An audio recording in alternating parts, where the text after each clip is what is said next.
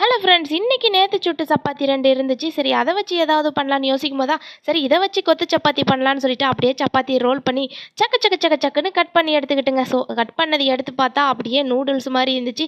மலைச்சாரல் மாரி நானும் அப்படியே தூவி பார்த்துட்டு, இது எந்த மாரி டேஸ்ட் வருமோ தெரியலையே கடவுளே! அப்படின்னு நெனச்சு செய்ய ஆரம்பிச்சேங்க. ஸோ எப்படி செஞ்சேன்னு சொல்லிட்டு பார்க்கலாம் வாங்க. ஸோ அடுப்புல ஒரு கடாய் நல்லா சூடானதுக்கப்புறமா ஒரு 2 ஸ்பூன் அளவு எண்ணெய், கடுகு, கருவேப்பிலைய அள்ளி போட்டுக்கலாம். ஒரு பெரிய வெங்காயத்த கட் பண்ணி போட்டுக்கலாம். ஒரு 2 பச்சை மிளகாய் போட்டுக்கலாம். ஸோ பச்சை மிளகா கொஞ்சம் பழுத்துருச்சு பரவால்ல அட்ஜஸ்ட் பண்ணிக்கலாம். பூண்டு பேஸ்ட் 1 ஸ்பூன் அளவு, தக்காளி 2 கட் பண்ணி சேர்த்துக்கிட்டேன். ஸோ கூடவே தேவைக்கேற்ப உப்பு சேர்த்து நல்லா கிண்டி விடுவோம். தக்காளி நல்லா வதங்கி வந்ததுக்கப்புறம் மசாலா சேர்த்து கரம் மசாலா 1/2 ஸ்பூன், கறி மசால் பொடி ஒரு ஸ்பூன் அளவு, மிளகாய் தூள் 1 ஸ்பூன், மஞ்சள் தூள் 1/4 ஸ்பூன்.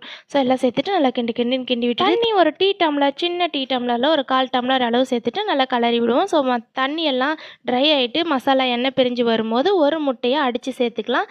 சேர்த்துட்டு நல்லா கலரி கொடுப்போம். ஸோ கலரி கொடுக்கும்போது முட்டை நல்லா வெந்து வந்துடும்.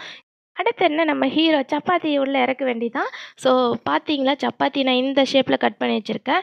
நீங்கள் வந்துட்டு சின்ன சின்னதாக கையிலேயே பிச்சு போட்டாலும் சரி, இல்லை என்ன மாதிரி நைஃப் வச்சு கட் பண்ணாலும் ஓகே தான். ஸோ எப்படி பண்ணால் என்னங்க டேஸ்ட் வந்து அல்டிமேட்டாக இருக்கும். சப்பாத்தி கலரி கொடுக்குறதோட மட்டும் விட்டுறாதீங்க. நல்லா கிண்டி கொத்துன்னு கொத்தி விட்டு 4 நிமிஷமாவது லோ டு மீடியம் ஃப்ளேமில் வச்சு கலரி கொடுங்க. அதுக்கப்புறம் மல்லி இலை தூவி இறக்குனீங்களா, சும்மா வேறு லெவலில் கொத்து சப்பாத்தி ரெடி. ஸோ டைம் செஞ்சு பார்த்தீங்களா, மறுபடியும் சப்பாத்தி எப்போ போட்டாலும் இந்த மாதிரி செஞ்சு பார்ப்பீங்க. இன்றைக்கி ஒரு புடின்னு ஒரு முட்டையோட பிடிச்சாச்சுங்க.